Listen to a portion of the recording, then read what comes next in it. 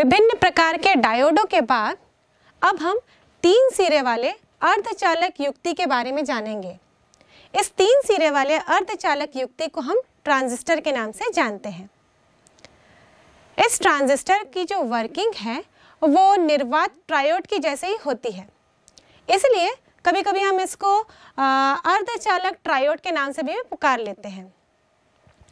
जो ट्रांजिस्टर है उसके आविष्कार के बाद इलेक्ट्रॉनिकी में बहुत अधिक गति आई। सबसे पहले पॉइंट कांटेक्ट ट्रांजिस्टर का आविष्कार हुआ। पॉइंट कांटेक्ट ट्रांजिस्टर का आविष्कार बेल टेलीफोन लैबोरेटरी के जे बार्डिन और WH ब्रेटेन ने 1947 में किया और संधि ट्रांजिस्टर इसका आविष्कार W शॉकले ने 1951 में किया और इन तीनों ही साइंटिस्ट को संयुक्त रूप से नोबेल पुरस्कार भी प्राप्त हुआ। ट्रांजिस्टर 3 खंडों वाले एक अर्धचालक युक्ति है। इसमें 3 खंड होते हैं जिसमें कि P और N अर्धचालक का उपयोग किया जाता है। अब अर्धचालक तो 2 प्रकार के होते हैं और इसमें होते हैं 3 खंड। तो इन 2 प्रकार के अर्धचालक को इन 3 खंडों में किस प्रकार रखा जाता है? आपने कभी ब्रेड को चीज स्लाइस के साथ सैंडविच बनाकर खाया है? ये सैंडविच कैसे बनेगा? हम 2 ब्रेड की स्लाइस लेंगे और उसके बीच में इस प्रकार चीज की एक स्लाइस डाल देंगे। या फिर चीज बहुत ज़्यादा पसंद है हमें, तो हम क्या कर सकते हैं, 2 चीज की स्लाइस लेंगे और उसमें एक ब्रेड की स्लाइस डाल देंगे।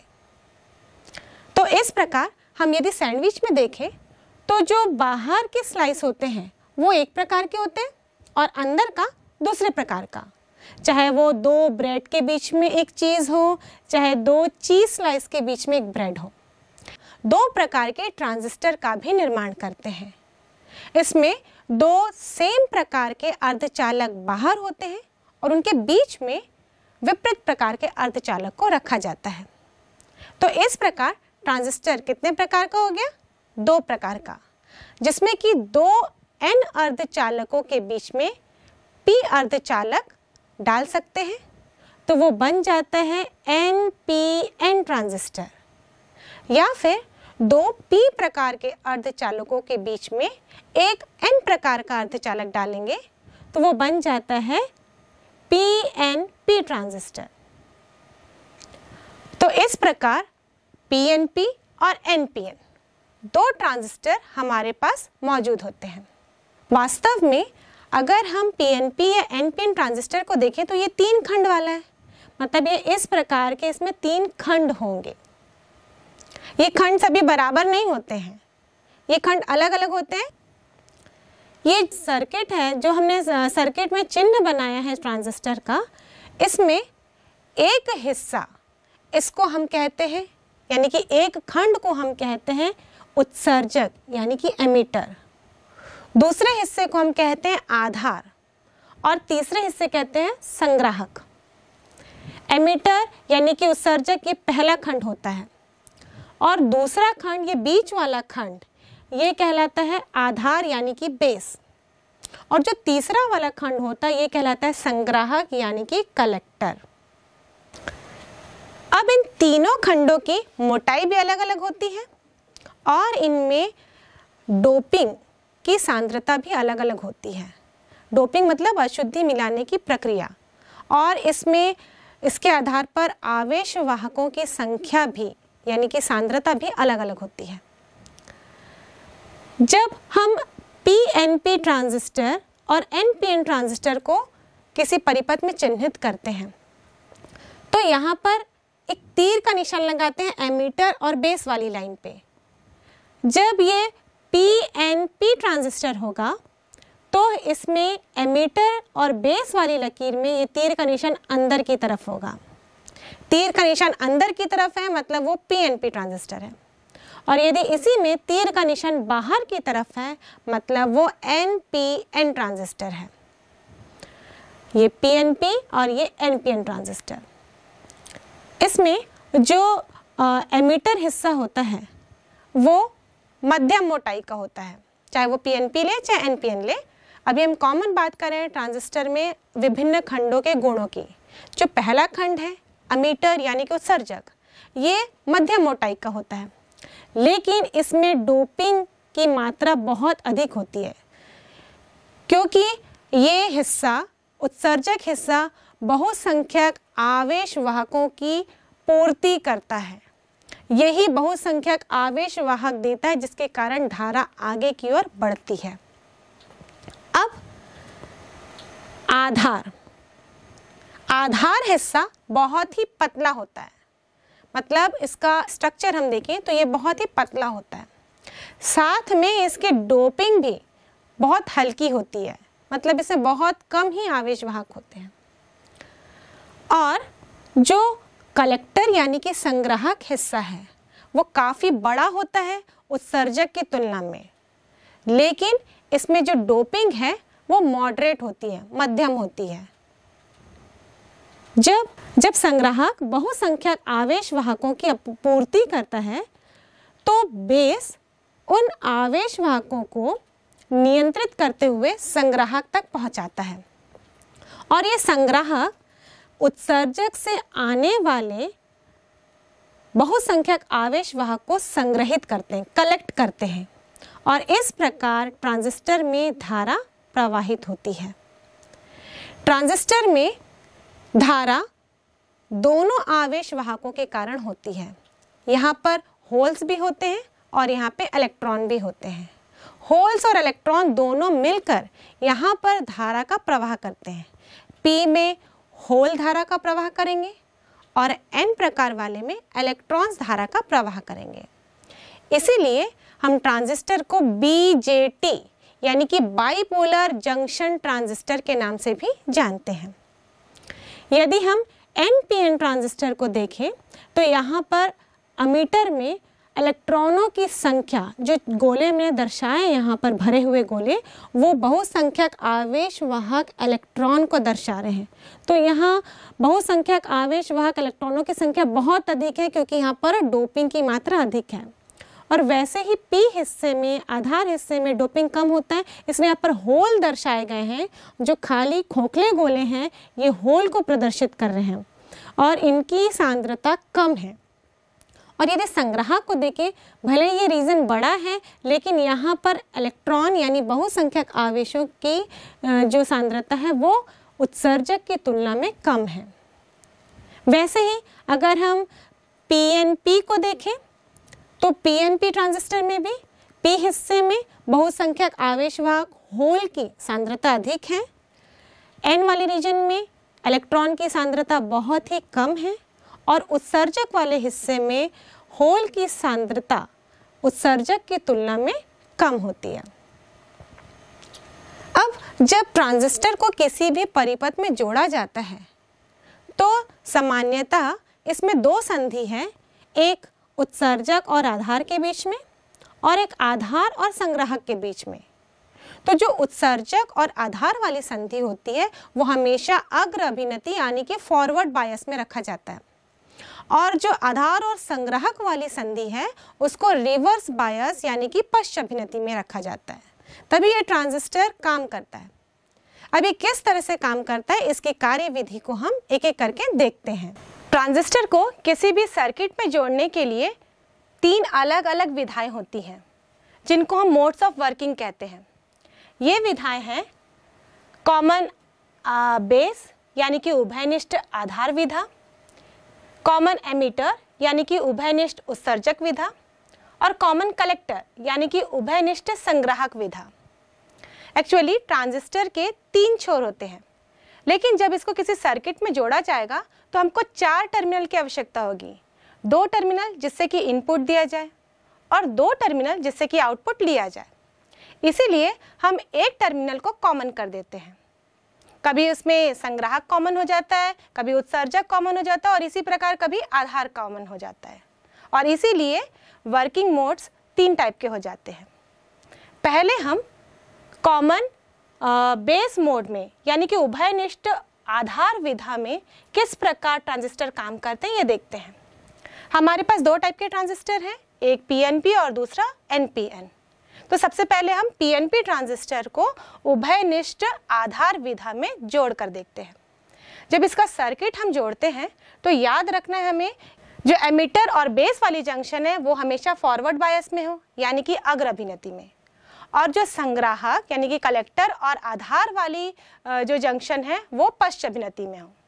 तो हम यहाँ पर पीएनपी ट्रांजिस्टर को सर्किट में जोड़ने की कोशिश करते हैं। ये पीएनपी ट्रांजिस्टर का सर्किट सिंबल है, जिसमें एक एमीटर है, एक बेस है और कलेक्टर है। एमीटर से बेस की तरफ जो एरो का निशान है वो अंदर की तरफ है, मतलब ये पीएनपी ट्रांजिस्टर है। अब इस पीएनपी ट्रांजिस्टर में इस बेस को हमको कॉमन करना है, क्योंकि ये उभयनिष्ठ आधार विधा है। तो हम इस बेस को सबसे पहले पृथ्वीकृत कर देते हैं, यानी कि इसको अर्थिंग दे देते हैं। ये दोनों के लिए कॉमन हो जाएगा। अब यहाँ पर आधार कॉमन हो चुका है।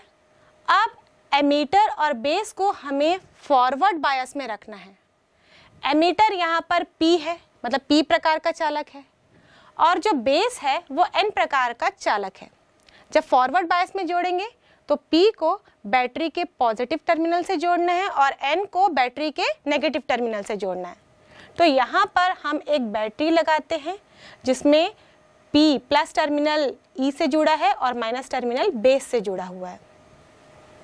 इस प्रकार इनपुट सिग्नल वाला सर्किट कंप्लीट हुआ। अब आउटपुट वाला जोड़ के देखते हैं। संग्राहक और आधार को हमें पश्च अभिनति में रखना है। ये जंक्शन पश्च अभिनति में कब होगा? जब P वाला हिस्सा बैटरी के N टर्मिनल से और N वाला हिस्सा बैटरी के प्लस टर्मिनल से जोड़ा जाएगा। यहाँ पर ये बैटरी हमने जोड़ दिया, इस P को बैटरी के माइनस से और N को बैटरी के प्लस से। यहाँ पर थोड़ा सा डिफरेंस है इन दोनों बैटरी में। यहाँ पर मैंने बैटरी में सिर्फ एक प्लस और एक माइनस, मतलब एक ही बैटरी का चिन्ह बनाया, और यहाँ पर बैटरी में हमने 4 लाइन खींचे हैं। इसका मतलब जो यहाँ बैटरी लगाई गई है उसकी वोल्टता कम है और यहाँ जो बैटरी लगाई गई है उसकी वोल्टता अधिक है। वो इसलिए क्योंकि यहाँ पर जो एमीटर और बेस में के बीच में अगर हम देखें तो यहाँ पर बहुसंख्यक आवेश वाहक है, यहाँ पर डोपिंग की मात्रा अधिक है। तो यहाँ पर हमको कम वोल्टता की बैटरी लगाने की आवश्यकता है, लेकिन संग्राहक में डोपिंग की मात्रा बहुत ही कम होती है, मतलब उत्सर्जक की तुलना में कम होती है। करंट की मात्रा को नियंत्रित करने के लिए जो संग्राहक और आधार के बीच में वोल्टता लगाई गई है उसकी मात्रा उत्सर्जक और आधार के बीच में लगाई गई बैटरी की वोल्टता से अधिक होनी चाहिए। अब इस कंडीशन में ये ट्रांजिस्टर वर्किंग मोड में आ जाता है। पर ये काम कैसे करता है? इस ट्रांजिस्टर में हम देखें तो P में आवेश वाहक होल हैं, यहाँ पे ढेर सारे होल मौजूद हैं, और आधार जो है वो बहुत ही पतला है और वहाँ पे क्या होंगे? इलेक्ट्रॉन होंगे।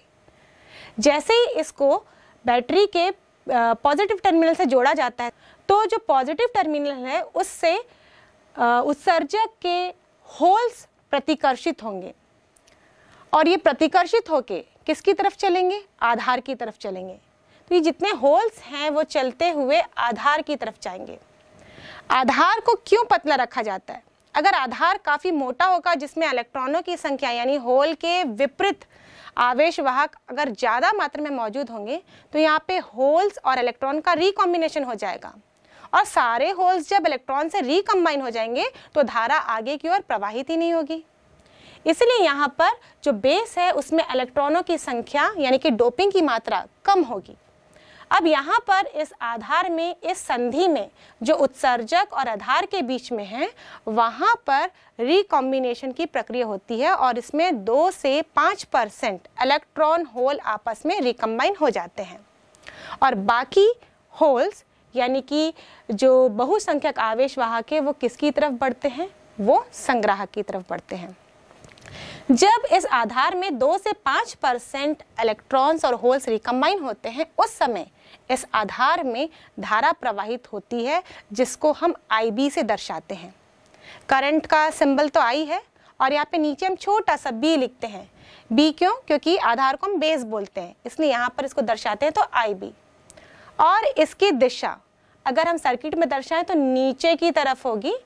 यहाँ पे जो दो बैटरी हमने लगाई है, तो जो पहली बैटरी जो उत्सर्जक और बेस के बीच में लगी है, इसका नाम हम रखते हैं VEB, क्योंकि ये उत्सर्जक एमीटर और बेस आधार के बीच में जुड़ी हुई है, इसलिए इसका नाम रख दें VEB। और जो बैटरी संग्राहक और बेस के बीच में लगी है उसका नाम रखते हैं VCB। यहाँ पे B हमने बाद में लिखा है, E और C पहले लिखा है, वो इसलिए क्योंकि बेस यहाँ पर कॉमन है, तो देखकर भी हमको समझ में आ जाता है कि हम कौन सी विधा में काम कर रहे हैं। यहाँ पर ये कॉमन बेस मोड में हम काम कर रहे हैं। तो ये जो धारा प्रवाहित होगी IB, ये नीचे की ओर है।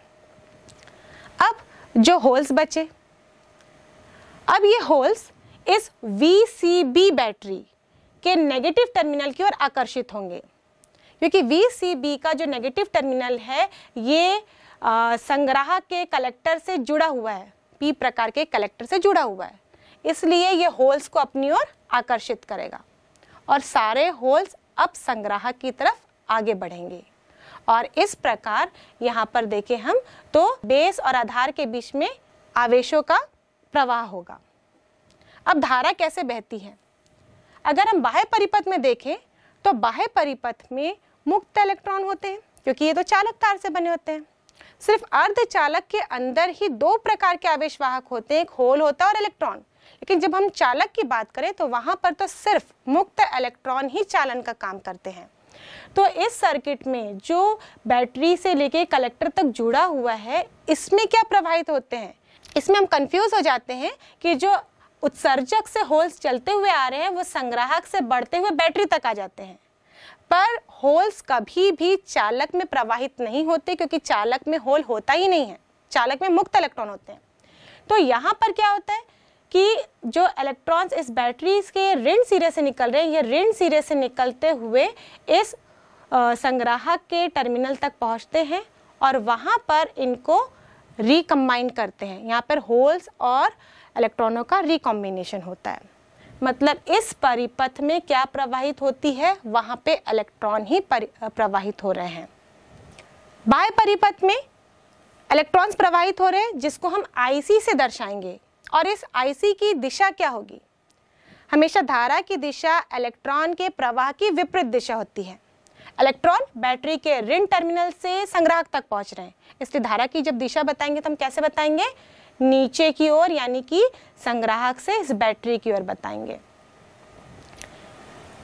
इसी समय उत्सर्जक के बाएं सिरे में इस P प्रकार के अर्धचालक में सहसंयोजक बंध टूट जाते हैं और इस सहसंयोजक बंध के टूटने से इलेक्ट्रॉन्स और होल्स निकलते हैं। ये जो इलेक्ट्रॉन सहसंयोजक बंध के टूटने से निकले हैं, ये इलेक्ट्रॉन्स अब प्रवाहित होंगे इस VEB बैटरी की ओर, क्योंकि VEB बैटरी का धन सिरा इस उत्सर्जक से जुड़ा हुआ है। इसका मतलब ये इलेक्ट्रॉन प्रवाहित होते आ रहे हैं। तो यहाँ पर धारा की दिशा एमीटर यानी कि उत्सर्जक में प्रवाहित हो रही है, वो ऊपर की ओर दी जाएगी इस बैटरी के धन टर्मिनल से लेकर उत्सर्जक तक, क्योंकि धारा की दिशा इलेक्ट्रॉन के प्रवाह की विपरीत दिशा होती है। इलेक्ट्रॉन इस उत्सर्जक से इस बैटरी के धन टर्मिनल की ओर आ रहे हैं और धारा की दिशा IE ये ऊपर की ओर होगी। IE लिखें क्योंकि ये धारा एमीटर की ओर प्रवाहित हो रही है। तो इस प्रकार बाह्य परिपथ में हम देखें तो केवल इलेक्ट्रॉन्स प्रवाहित हो रहे हैं और इस ट्रांजिस्टर के अंदर देखें तो धारा का प्रवाह बहुसंख्यक आवेशवाहक होल के कारण हो रहा है। इसी प्रकार हम कॉमन बेस मोड में NPN ट्रांजिस्टर की भी कार्यविधि को समझते हैं। और इस प्रकार हम यदि किरचॉफ के नियम से देखें तो किरचॉफ के नियम के अनुसार किसी भी संधि में आने वाली धारा का कुल योग संधि से बाहर जाने वाली धारा के कुल योग के बराबर होता है। यहाँ पर अमीटर में धारा अंदर की ओर है और कलेक्टर और बेस में धारा बाहर की ओर है, इसलिए हम लिख सकते हैं IE बराबर IB प्लस IC। यहाँ पर जो बेस में यानी कि आधार में धारा है उसका मान बहुत कम होता है, क्योंकि उसमें बहुत ही अल्प वाहक जो रहते हैं वो उनके कारण ही धारा प्रवाहित हो रही है, वहाँ पे वाहकों की संख्या कम होती है, इसलिए यहाँ पर IB का मान बहुत कम है। तो हम ये कह सकते हैं जो संग्राहक धारा है वो लगभग बराबर होती है उत्सर्जक धारा के, मतलब IE बराबर IC होती है। अब ऐसे ही हम NPN ट्रांजिस्टर की भी वर्किंग को कॉमन बेस मोड में समझते हैं। इसके लिए हम पहले कॉमन बेस मोड में NPN ट्रांजिस्टर को जोड़ते हैं। जब हम NPN ट्रांजिस्टर को कॉमन बेस मोड में जोड़ेंगे तो सबसे पहले हमने यहाँ पर ले लिया है NPN ट्रांजिस्टर। यहाँ पर जो तीर का निशान है इस एमीटर और बेस वाली लाइन में वो बाहर की तरफ है, इसका मतलब वो NPN ट्रांजिस्टर है। अब यहाँ पर जो उत्सर्जक और आधार है उसकी संधि को कौन से अभिनति में रखा जाता है? उसकी संधि को रखा जाता है फॉरवर्ड बायस में। फॉरवर्ड बायस में रखा जाएगा, इसका मतलब P को प्लस से जोड़ेंगे और N वाले रीजन को बैटरी के माइनस से जोड़ेंगे। तो यहाँ पर एमीटर N रीजन वाला है, इसलिए इसको बैटरी के ऋण सिरे से जोड़ेंगे, और वैसे ही यहाँ पर आधार P रीजन वाला है, इसलिए आधार को हम बैटरी के धन सिरे से जोड़ेंगे। अब यहाँ पर संग्राहक और आधार संधि भी बची है। संग्राहक और आधार संधि को कौन सी अभिनति में रखा जाता है? उसे हम रखते हैं पश्चाभिनति में। तो यहाँ पर इसको पश्चाभिनति में जोड़ने की कोशिश करते हैं। पश्चाभिनति में N रीजन को बैटरी के धन सिरे से जोड़ेंगे और P रीजन को बैटरी के ऋण सिरे से जोड़ेंगे। इसमें जोड़ते हैं। यहाँ पर हमने इस संग्राहक यानी कि N रीजन को बैटरी के धन सिरे से जोड़ दिया और आधार यानी कि P रीजन को हमने बैटरी के ऋण सिरे से जोड़ा। यहाँ पर दो बैटरियाँ हैं, दोनों के नाम दे देते हैं। जो बैटरी एमीटर और बेस के बीच में VEB और जो बैटरी कलेक्टर और बेस के बीच में VCB, B लास्ट में लिखेंगे क्योंकि वो उभयनिष्ठ है, कॉमन है। यहाँ पर जो VEB है इसकी वोल्टता कम है कंपैरेटिवली VCB के। अब इसका वर्किंग देखते हैं। इसमें किस प्रकार आवेशों का प्रवाह होता है, धारा कैसे बहती है, परिपथ कैसे पूर्ण होता है। यहाँ हम देखें तो जो N रीजन है वो बैटरी के ऋणात्मक सिरे से जुड़ा है और N रीजन में एमीटर यानी उत्सर्जक के N रीजन में बहुसंख्यक आवेश वाहक क्या होंगे? इसमें बहुसंख्यक आवेश वाहक होते हैं इलेक्ट्रॉन। तो अब इसको हम इलेक्ट्रॉन और होल्स की सहायता से समझने की कोशिश करते हैं। यहाँ पर हमने देखा कि N रीजन से इलेक्ट्रॉन क्या होंगे? ये प्रतिकर्षित होंगे और प्रतिकर्षित होकर ये आधार की तरफ गति करेंगे। उत्सर्जक जो कि N रीजन का है, इसमें बहुसंख्यक आवेश वाहक इलेक्ट्रॉन इस आधार जो P रीजन का है उसकी तरफ गति करने लगते हैं। क्योंकि ये आधार बहुत ही पतला है इसलिए इसमें जो होल्स होंगे उनकी सांद्रता कम होगी। तो लगभग 2 से 5% इलेक्ट्रॉन और होल्स यहाँ पर रिकम्बाइन हो जाते हैं और जो बाकी शेष इलेक्ट्रॉन बचते हैं जो उत्सर्जक से आधार की तरफ आए, आधे 2 से 5% रिकम्बाइन हुए और जो थोड़े से जो बाकी इलेक्ट्रॉन्स बचते हैं वो VEB बैटरी के धन सिरे की ओर आकर्षित हो जाते हैं और इसीलिए इस परिपथ में धारा प्रवाहित होती है जिसको हम आधार धारा कहते हैं और इसे हम IB से दर्शाते हैं, जिसकी दिशा ऊपर की ओर होगी क्योंकि इलेक्ट्रॉन के प्रवाह की विपरीत दिशा धारा की दिशा। अब जो शेष इलेक्ट्रॉन बचे वो VCB बैटरी के धनात्मक सिरे से आकर्षित होते हुए संग्राहक तक पहुंच जाते हैं और ये संग्राहक के छोर में जब पहुंचते हैं उसके बाद ये बैटरी के धन सिरे से आकर्षित होते हुए ये बाह्य परिपथ में भी चलते हुए बैटरी के धन सिरे में पहुंच जाते हैं।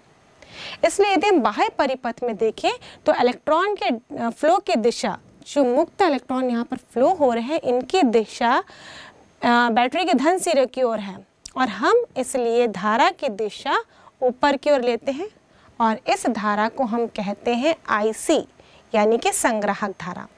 जैसे ये बैटरी के धन सिरे पर पहुंचते हैं, ये वहां पर निरस्त हो जाते हैं। अब उसके बाद अब हम इस VEB बैटरी के ऋण सिरे को देखें तो ऋणात्मक सिरा बैटरी का इलेक्ट्रॉन देता है और ये इलेक्ट्रॉन उत्सर्जक की ओर प्रवाहित होंगे और इसीलिए इस परिपथ में धारा की दिशा इस डायरेक्शन में दी जाएगी और इस धारा को हम कहते हैं उत्सर्जक धारा, जिसको हम IE से दर्शाते हैं। इस प्रकार बाह्य परिपथ में भी मुक्त इलेक्ट्रॉन प्रवाहित हो रहे हैं और हम NPN ट्रांजिस्टर के अंदर भी देखें तो वहां पर भी मुक्त इलेक्ट्रॉन ही प्रवाहित हो रहे हैं। मतलब NPN ट्रांजिस्टर में जो धारा का प्रवाह है वो इलेक्ट्रॉनों के ही कारण होता है, चाहे ट्रांजिस्टर के अंदर देखें चाहे हम बाह्य परिपथ में देखें। और यहाँ पर भी यदि हम किरचॉफ का नियम लगाते हैं तो संधि में प्रवेश करने वाली धारा संधि से बाहर जाने वाली धारा के योग के बराबर होगी। यहाँ पर हम देखें तो IE धारा उत्सर्जक से बाहर निकल रही है और बाकी IB धारा और IC धारा ये दोनों इस ट्रांजिस्टर के अंदर प्रवेश कर रहे हैं। इसलिए हम समीकरण क्या लिखेंगे? IE बराबर IB प्लस IC। यहाँ पर भी जो आधार धारा होती है IB, इसका मान बहुत कम होता है क्योंकि आधार बहुत पतला होता है, इसलिए इसका मान बहुत कम होता है। तो हम बोल सकते हैं कि जो उत्सर्जक धारा है वो संग्राहक धारा के लगभग बराबर ही होती है। इस प्रकार हम देखें तो NPN ट्रांजिस्टर और PNP ट्रांजिस्टर ये कार्य विधि कॉमन आधार विधा में किस प्रकार भिन्न है।